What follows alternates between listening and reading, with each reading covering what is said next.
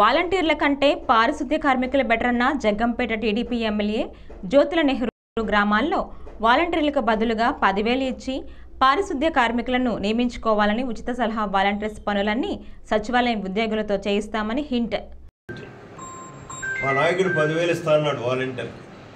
నేనేమంటానంటే ఆ 10,000 శాలరీ ఇచ్చి ప్రతి గ్రామాన్ని బట్టి 5గురిని 6గురిని 10 మందిని 12 మందిని 15 మందిని ఆ పంచాయతీ యొక్క వైశాల్యాన్ని బట్టి ఈ 15,000 రూపాయలు శాలరీ ఇచ్చి స్కావెంజర్స్ వేసినట్టయితే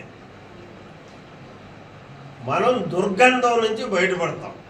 పరిశుభ్రమైనటువంటి గ్రామాలుగా తయారు చేసుకోవడానికి అవకాశం ఉంటుంది. దానికి ఖర్చు పెట్టండి. మనకు సచివాలయ సిబ్బంది ఉన్నారు, బ్రహ్మాండంగా వాళ్ళతో సర్వీస్ చేయించుకుందాం. గ్రామాల్లో వాళ్ళకి కాపలా కుక్కల్లాగా తెలుగుదేశం ఎన్డీఏ కార్యకర్తలు ఉన్నారు, తప్పు జరగకుండా కాసుకోవడానికి.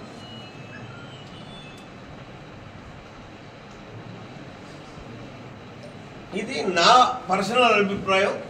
రేపు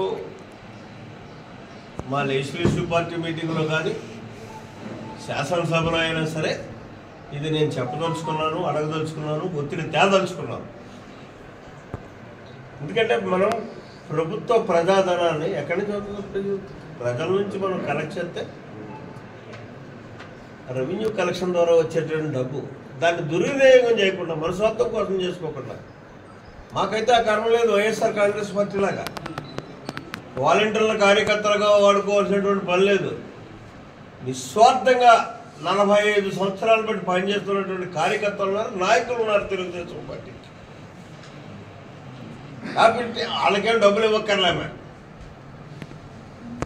ఆ పని మా పార్టీ పని వరకు వాళ్ళు నిస్వార్థంగా పనిచేస్తారు.